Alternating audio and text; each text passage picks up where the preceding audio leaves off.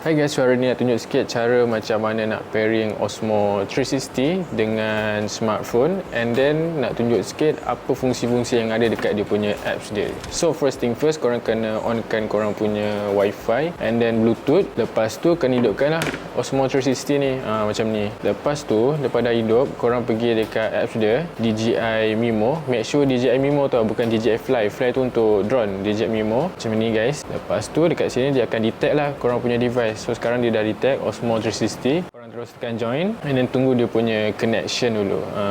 Dia take time sikit lah sebab dia nak detect korang punya device. Okay, so bila dia dah pairing antara smartphone dengan kamera, dia akan terus direct ke album macam ni guys. So dekat sini ni antara footage-footage yang you guys dah record. So make sure korang kena download dulu footage dulu sebelum buat editing, sebab bila korang direct pairing antara smartphone dan kamera and then korang buat editing, korang punya kamera akan cepat panas and then korang punya smartphone pun akan cepat habis bateri. So macam sekarang kita dah download yang footage ni, just tekan je footage ni. So dekat sini ni dia punya interface kalau korang nak buat editing. So kita tunjuk sikit fungsi-fungsi button yang ada dekat interface dia. So kalau korang perasan dekat atas ni ada titik bertindih, ini adalah basic. Contoh kita tekan sekarang, ni basic dia, basic korang punya footage yang korang dah record.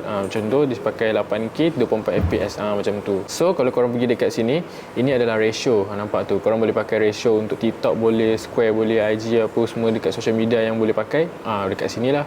So dekat bahagian tepi ini download, yang ini korang punya resolution waktu korang nak render dia. Export tu korang export macam biasa. Image setting tu dia akan return kepada bahagian sini lah. So kalau korang pakai lens protector, korang kena onkan lens protector. Kalau tak pakai, korang just disable sahaja guys. So dekat sini dia ada dua option. Kalau korang nak buat editing, korang boleh pakai HD ataupun smooth. So kalau korang phone lag, korang kena tekan smooth. Kalau HD, dia akan jadi video waktu editing tu nampak lagi terang guys. Nampak sekarang footage ni sangat-sangat terang guys. Kat bahagian bawah ni adalah di warp. Dia boleh adjust lah. Nampak macam distort sikit. So dekat bahagian bawah ni, ini ada yang kuning ni, ini adalah keyframe guys. So kalau korang nak buat pilih angle ke, korang kena tekan tambah and then tekan tambah balik, and then kat sini korang pilih lah nak angle macam mana. Kalau you guys nak pilih angle sini, terus tekan tambah saja macam ni. And then footage tu korang akan jadi macam gini. Dia akan bergerak like that guys.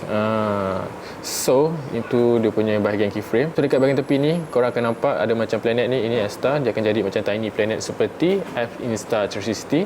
So ini ultra, this one wide, this one no distortion. Nampak. And then this one rotation.